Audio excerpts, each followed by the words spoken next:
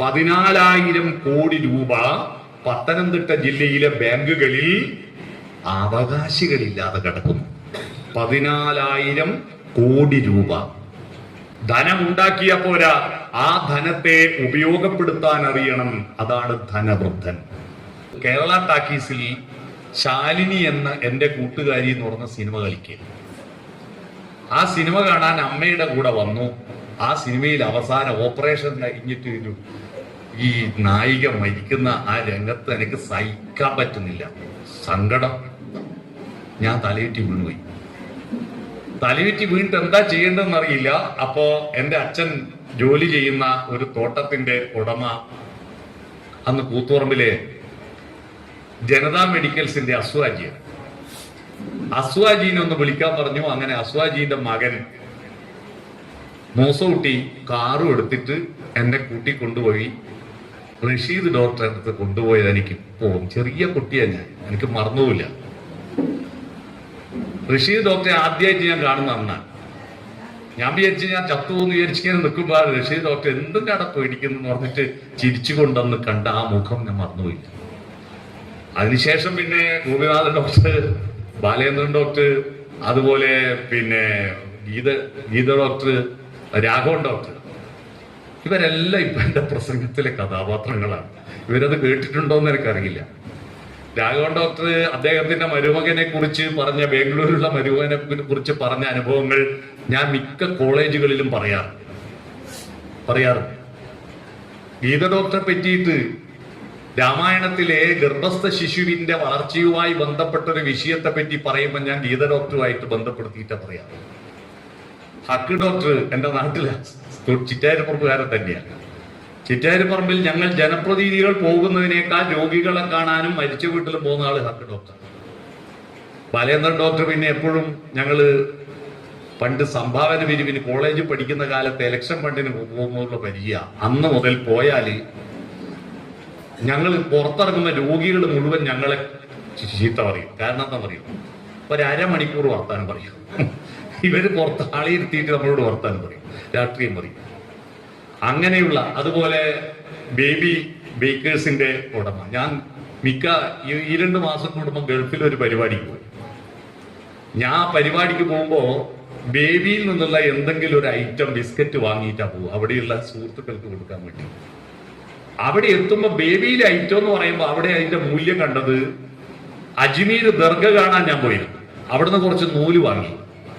ആ നൂല് എന്തിനാന്ന് എനിക്കറിയില്ല, കുറെ നൂല് വാങ്ങി. എന്റെ നാട്ടിലെത്തിയിട്ട് ഞാൻ പഠിപ്പിക്കുന്ന 2-3 മുസ്ലിം കുട്ടികളോട് ദർഗയിലെ നൂലുണ്ട് വേണോന്ന് ചോദിച്ചു. അവര് വാങ്ങിക്കൊണ്ടുപോയി. പിറ്റേന്ന് രാവിലെ ഞാൻ വീട് തുറക്കുമ്പോ കുറേ ഉമ്മമാറ് അജ്മീരിലെ നൂലുണ്ടോ എന്ന് ചോദിച്ചിട്ട് 10-15 ഉമ്മമാറ് എന്നെ കാണാൻ വന്നത്. അതിന് ഇത്രയും മൂല്യമുണ്ട് എന്ന് അപ്പോഴാണ് എനിക്ക് മനസ്സിലായത്. അതേപോലെയാണ് ബേബിയിലെ ബിസ്ക്കറ്റ് ഗൾഫിലെത്തിയാലുള്ള മൂല്യം. അടുത്ത വറുത്തുപ്പേരി ഉണ്ട് എന്ന് പറഞ്ഞാൽ ഒരു കഷ്ണം തരുമെന്ന് ആള് പൊതിയാണ്. അത്തരത്തിൽ കൂത്തുപറമ്പിനെ അടയാളപ്പെടുത്തുന്ന വ്യക്തിത്വങ്ങളാണ്. ഒരു നഗരം വളരുന്നത് അതിന്റെ റോഡിന്റെയും പാലത്തിന്റെയും അവിടുത്തെ കെട്ടിടങ്ങളുടെയും വളർച്ചയല്ല, അവിടുത്തെ സേവനത്തിന്റെയും വ്യക്തിത്വങ്ങളുടെയും വികാസമാണ് ഒരു നഗരത്തിന്റെ മഹത്വം എന്ന് പറയുന്നത്. അത്തരത്തിൽ നമ്മുടെ ഈ നഗരത്തിൽ ഇത്രയും ആളുകൾ, അവർ വയോജനങ്ങളൊന്നും അല്ല കേട്ടോ. വൃദ്ധൻ എന്ന വാക്കിന് അർത്ഥം എന്താണെന്നറിയാമോ? ഇവിടെ ഇരിക്കുന്നവരറിയണം. വൃദ്ധൻ എന്ന വാക്കിന് മലയാള ഭാഷയിൽ അഭിവൃദ്ധി നേടിയവൻ എന്നാണ് അർത്ഥം. വർദ്ധമാനമായത്, അതാണ് വൃദ്ധൻ. അഭിവൃദ്ധി നേടിയവൻ. 5 തരം വൃദ്ധന്മാരുണ്ട്. ഒന്ന് ധനവൃദ്ധൻ. ധനവൃദ്ധൻ എന്ന് പറഞ്ഞാൽ ഒരുപാട് പൈസ ബാങ്കിൽ ഇട്ടവര് ധനവൃദ്ധരല്ല. പണം മാന്യമായി ഉണ്ടാക്കുകയും അത് മാന്യമായി ചെലവഴിക്കാൻ അറിയുകയും ചെയ്യുന്നവരാണ് ധനവൃദ്ധർ. പൈസ നമ്മുടെ നാട്ടിൽ നമ്മളെല്ലാവരും ഗൗരവതരമായി ആലോചിക്കേണ്ട ഒരു വിഷയം. പത്തനംതിട്ട ജില്ലയിൽ അവിടുത്തെ ബാങ്ക് ഓഫീസർമാരുമായിട്ടുള്ള ഒരു മീറ്റിംഗിൽ ഞാൻ പങ്കെടുത്തപ്പോ അവര് പറഞ്ഞൊരു കാര്യം, 14,000 കോടി രൂപ പത്തനംതിട്ട ജില്ലയിലെ ബാങ്കുകളിൽ അവകാശികളില്ലാതെ കിടക്കുന്നു. 14,000 കോടി രൂപ. ഒരുപാട് കഷ്ടപ്പെട്ടിട്ട് മക്കൾക്കും വേണ്ടി അധ്വാനിച്ചിട്ട് മക്കൾ അറിയില്ലത്. അവർക്കത് വേണ്ട. അവർ വിദേശങ്ങളിലാണ്. അവർക്കിങ്ങനെ ഒരു ഡിപ്പോസിറ്റ് ഉള്ള വിവരം പോലും അറിയില്ല. അവർ താമസിക്കുന്ന ഈ ഇവരുണ്ടാക്കിയ കൊട്ടാരം പോലുള്ള വീടുകൾ കാട് കയറിയിട്ട് നാട്ടുകാരുടെ വേസ്റ്റ് കൊണ്ടുപോയി തള്ളുന്ന പറമ്പുകളായി മാറിയിരിക്കുന്നു. ധനം ഉണ്ടാക്കിയ പോരാ, ആ ധനത്തെ ഉപയോഗപ്പെടുത്താൻ അറിയണം. അതാണ് ധനവൃദ്ധൻ. രണ്ട് കുലവൃദ്ധൻ. കുലവൃദ്ധൻ എന്ന് പറയുന്നത് ഒരുപാട് മക്കളും മക്കളും പേരമക്കളുമായിട്ട് ഒരുപാട് കുടുംബാംഗങ്ങൾ ഉള്ളവർ അല്ല. ഗണപരമായ വർധനവല്ല, ഗുണപരമായ വർധനവ് കുടുംബത്തിൽ ഉണ്ടാക്കിയിട്ടുണ്ടോ? ഇപ്പൊ നമ്മുടെ നാട്ടിൽ ഒരു സങ്കല്പം വളർന്നു വരുന്നുണ്ട്. എന്താണ്? നല്ല കുട്ടികളാണ്, നന്നായി പഠിക്കുന്നവരാണ്, നല്ല മാർക്ക് വാങ്ങുന്നവരാണ്. നല്ല മാർക്ക് വാങ്ങുന്നത് എന്തിനാണ്? പ്രൊഫഷണൽ കോഴ്സിൽ ചേരാൻ. എന്തിനാ ചേരുന്നത്?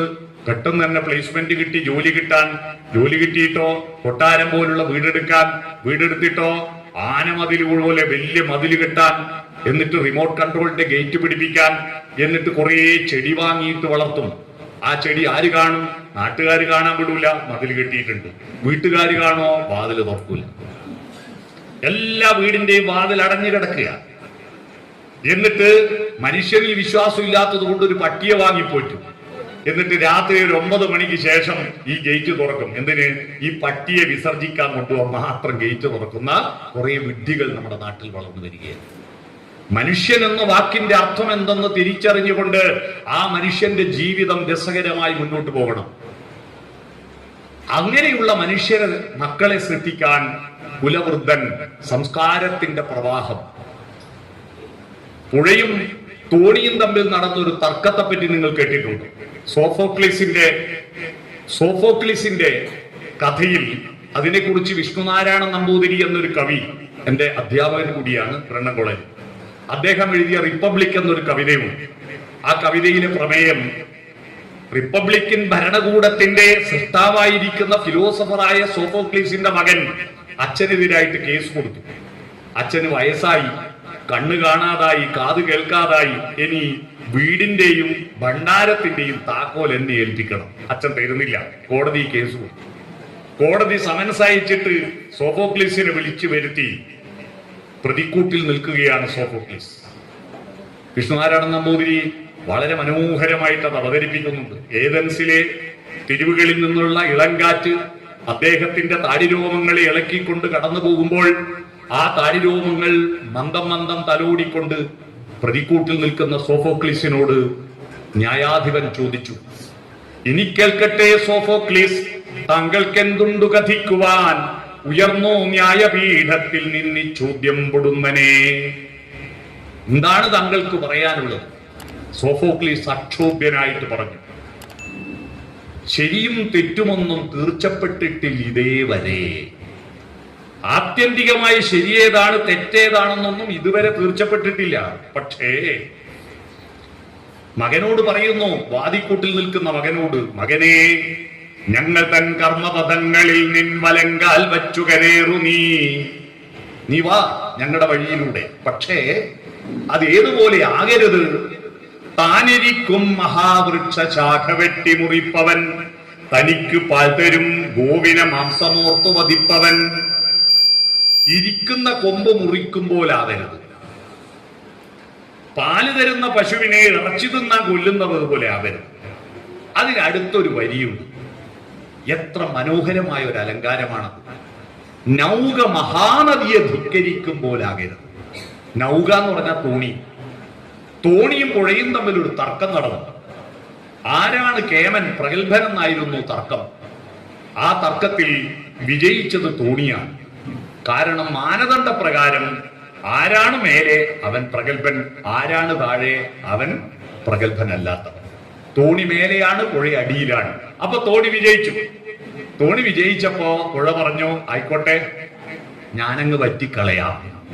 പുഴയങ്ങ് വറ്റിക്കളഞ്ഞാ പിന്നെ തോണിക്ക് പ്രസക്തിയുണ്ടോ? ഇവരാണ് പുഴ, നമ്മളതിലെ തോണി മാത്രമാണ്.